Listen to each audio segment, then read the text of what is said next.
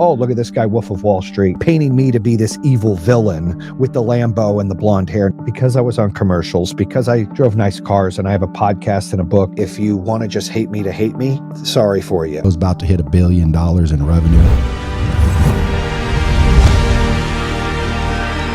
You see these families, you see these customers, you see these employees, and it breaks your heart. I want to apologize to every customer out there, whether it was a Generac issue or our issue, I'm sorry. And I want to apologize to all our employees that we let you down. We couldn't succeed, we couldn't stay open. You grew this company up from zero, started it, and last year got $1 billion valuation. For 7+ years, we were a thriving company. We had an A+ with the BBB. We installed solar on 5 NFL stadiums, 1 Major League Baseball stadium, a college stadium. We exploded and grew, but we were able to manage that growth year over year over year and maintaining an A+ with the BBB and maintaining a 4.2 online social with Google and Facebook. And then Generac approached us and was like, hey, we're the new thing in batteries and you guys are so awesome at marketing and we want to partner with you guys. So we did that in 2020 and they trusted Generac. It's a publicly traded company, good leadership. Okay, yeah, this makes sense.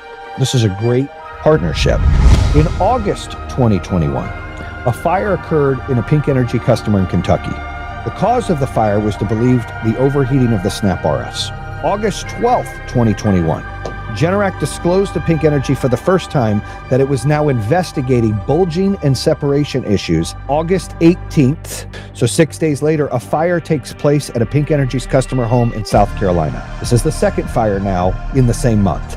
The cause is believed to be melting and exploding SnapRS. When that happened, we saw 2 fires. I said, pull the plug. We're probably not going to offer their shit. The next day, Generac informs us that it developed a firmware update. They came out and said, we have firmware to fix this. We were on multiple calls with them.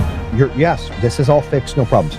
We quit seeing so many things burnt. We're just, continuing to install last year. But what had happened, we find out later, we don't find out till April, May of this year, that when they sent that firmware, they're at a 41% fail rate as of June of this year.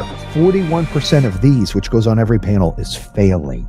The firmware did stop the fires. Yeah. That is correct. The problem is what we found out in April, May of this year is if you have the 24 panels, each array is 8 panels. So you have 3 arrays. You have 8 here, 8 here, 8 here, max. If one of these fails on any array, that firmware shuts the entire array off.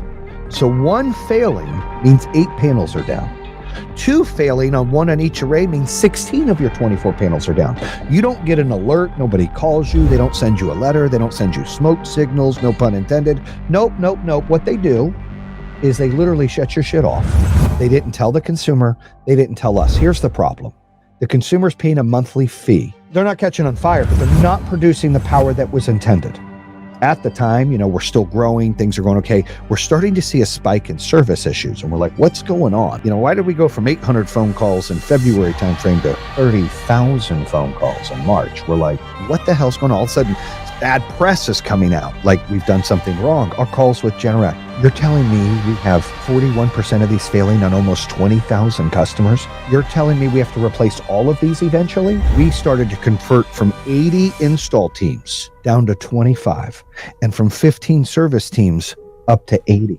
Over 100,000 of these we were replacing. Their words, not mine. We should have done more due diligence when we bought Pica.